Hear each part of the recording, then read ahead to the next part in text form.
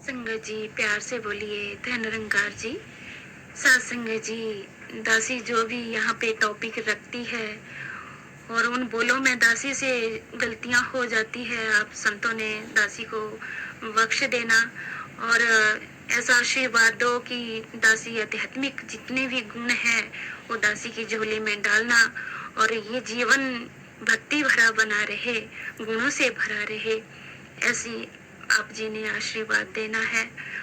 और जैसे आज का टॉपिक है हमारा मन सुंदर जग सुंदर, तो सत्संग जी इस तरह से हमने अपने जीवन को सुंदर बनाना है। अगर हमारे मनों में सबके लिए प्यार है और दया भावना है तो सत्संग जी, तो फिर हम सारे ये जो जग है सत्संग जी हमें बहुत अच्छा बहुत सुंदर लगेगा सत्संग जी, और जीवन जीने का भी आनंद आएगा सत्संग जी। जैसे बाबा अवतार सिंह जी अपने अवतार वाणी में फरमाते हैं, संत है जेड़ा श्वास श्वास विच रब दा नाम ध्यान आए, संत है जेड़ा दूजे दा दुख खिन अंदर खिन दे विच मुकांदा है।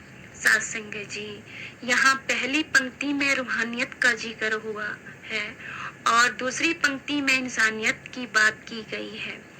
तो सत्संग जी, किसी व्यक्ति ने इंसानियत और रूहानियत संग संग हो जाने हो तो जीवन में चार चांद लग जाते हैं।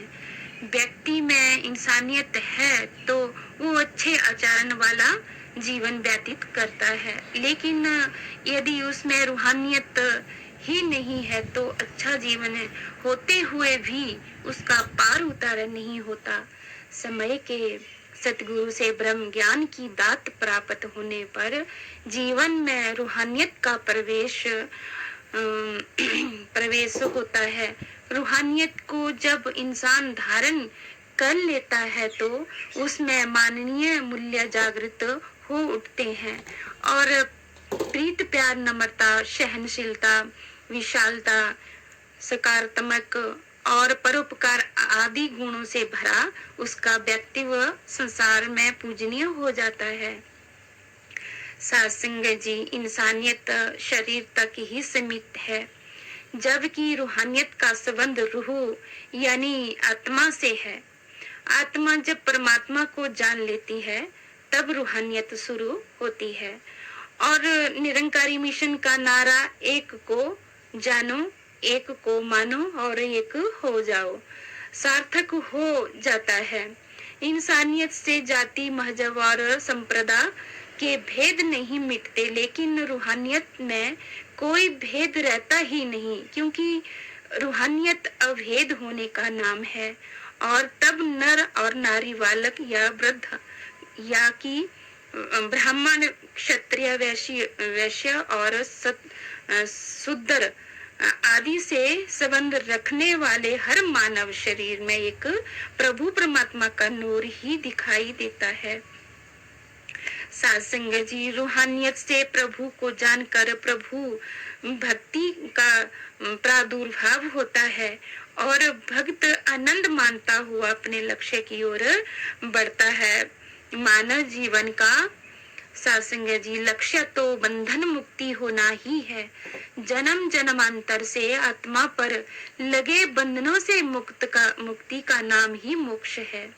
बाबा गुरबचन सिंह जी महाराज फरमाते हैं, रूहानियत वाला व्यक्ति ब्रह्म को जानकर फिर निरंकार की रजा में रहता है, प्रभु इच्छा को शुभ मानता है और हर हाल में खुशी महसूस करता है।